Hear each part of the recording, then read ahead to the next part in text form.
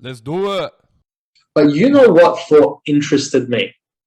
I finished off the Tiger Town doco series. Yeah. The final episode isn't an episode. It's Blocker, Benny Elias recapping like the whole show, and they're talking about it. It's an hour interview. It's great. I'm sorry, I've forgotten the reporter's name, but it's the three of them recapping, and they're talking about the whole show and whatever. And then the reporter said, I would love to see a Canterbury Bulldogs version of this show next year. I said, wow, that would be interesting. Not because we're going to do amazing, and this is exactly what he said. He goes, they're not going to do great, and they're not going to do rubbish. They'll have consistent wins and consistent losses, but it'll be very interesting to see how the injection of all this new blood into the club starts to revive it.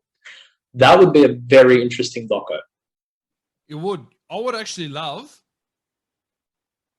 loved to see snippets of this year. So we came 16th this year. We came last, got the wooden spoon. At least we won something.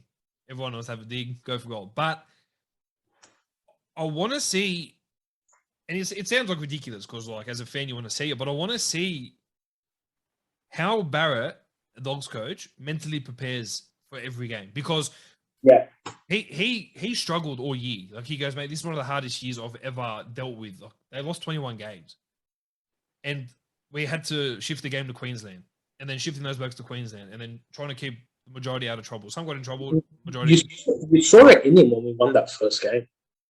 The way he celebrated, bro, and cried, like, that was full on.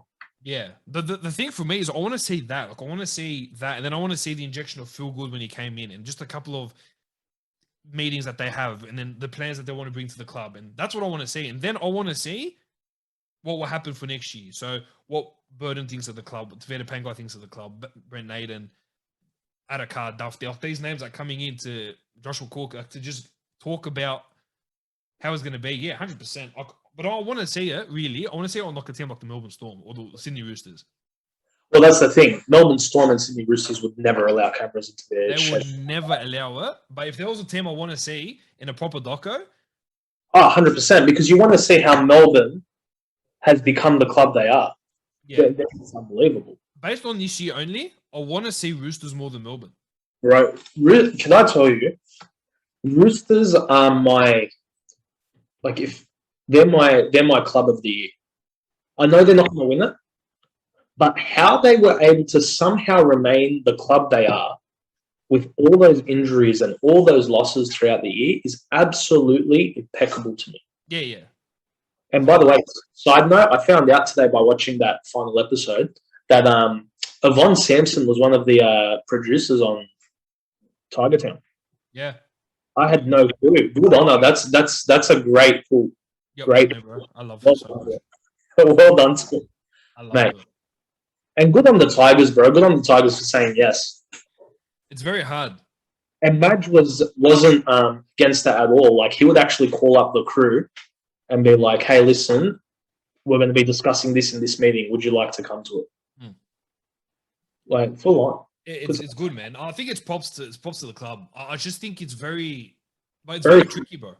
Very smart for the club to do. But it's very tricky because of the circumstances that were put in this year and just watching it all unfold. Yeah, I love that. I also think it was the smartest marketing play they've had. Because no, the Tigers. Oh, the Tigers. Because think about the amount of kids that are watching that show and thinking, I want to be a Tiger. You know what I mean? They're switching their team straight over to the Tigers. Well, I'm talking about the impressionable kids, the ones that are still switching teams, whatever, early age. They're switching over to the Tigers. They're seeing interviews with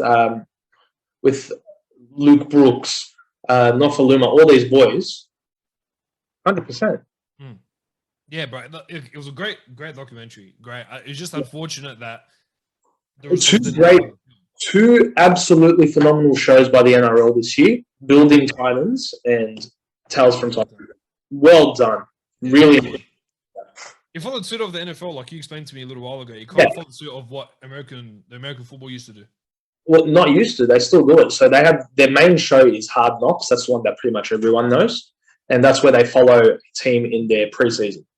And it's always a team that's going rubbish because none of the good None of the teams, successful ones want to do anything like that. they don't want them in their locker room. But that's the thing. People love seeing the backstory. I mean, look at that MJ documentary that came out earlier this year. Everyone went nuts for that. Yeah. You That was incredible. That was such a good doco. That's another level, that doco, bro. Yeah. I love sport docos, but I love like you said, bro, you love seeing behind the scenes. You love seeing how clubs manage and how they go about it, and they mix with sponsors, and then they just every bit of emotion, mate. It's fantastic. Stato.